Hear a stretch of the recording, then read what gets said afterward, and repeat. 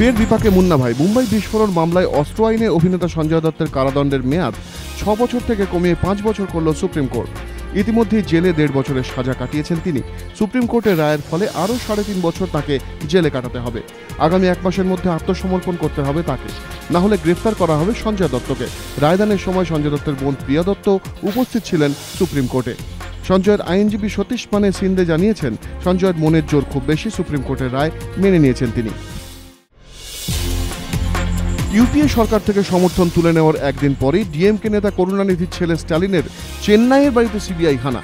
CBI সূত্রে খবর, স্টালিনের ছেলে উদয়নিধির বিরুদ্ধে কর ফাঁকি দিয়ে 32টি বিদেশি গাড়ি আমদানি করার অভিযোগ রয়েছে, যার আনুমানিক বাজার দর 20 কোটি টাকা। গাড়িগুলির সন্ধানে আজ চেন্নাই ও আশপাশের মোট 19টি জায়গায় অভিযান চালায় সিবিআই। ইতিমধ্যেই ঘটনা তদন্ত শুরু করেছে ডিরেক্টরেট অফ রেভিনিউ ইন্টেলিজেন্স। তারা গাড়িগুলির হদিশ না পাওয়ায় সিবিআই এর দ্বারস্থ হয়। ডিএমকে নেতা স্টালিনের দাবি, অভিযান রাজনৈতিক উদ্দেশ্য প্রণোদিত, আইনের পথেই লড়াই হবে। অন্যদিকে সিবিআই অভিযানের বিরোধিতায় মুখ খুলেছেন পি চিদম্বরম ও কমলনাথ। নিন্দায় সরব বাম বিজেপি। সূত্রের খবর, সিবিআই হানার খবর ছিল না খোদ ডিরেক্টরের কাছেই। ঘটনার তদন্তের নির্দেশ দিয়েছেন তিনি। ডিএমকের পর এবার কি সমাজবাদী পার্টি? কেন্দ্র থেকে কি সমর্থন প্রত্যাহার করবে মুলায়ম সিংহের দল? রাজধানীর বুকে শুরু হয়েছে জোর জল্পনা। আজ সকালেই বৈঠকে বসে সমাজবাদী পার্টির সংসদীয় দল।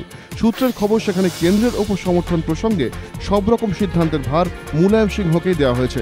বেনিপ্রসাদ ইস্যুতে ক্ষুব্ধ মুলায়ম কি অবস্থান নেন, এখন সেদিকেই তাকিয়ে রাজনৈতিক মহল। কারণ কেন্দ্র থেকে ডিএমকে সমর্থন প্রত্যাহারের পর সরকার টিকিয়ে রাখায় সমাজবাদী পার্টির ভূমিকা তাৎপর্যপূর্ণ।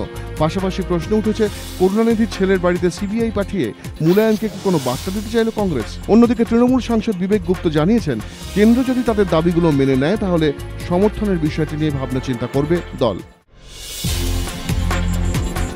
পিতা পুত্রের যুগলবন্দির জাদু চিত্রকলা প্রদর্শনীতে বাবা বাদল পাল, ছেলে অনিন্দ পাল। চিত্রশিল্পী হিসেবে বাদল পাল যথেষ্ট সুপরিচিত, আর তার ছেলে অনিন্দ এক দুনিয়ায় পরিচিত। তার শখ ফটোগ্রাফি। বাবার আঁকা ছবি আর ছেলে লেন্সে তোলা ছবির মেলবন্ধন।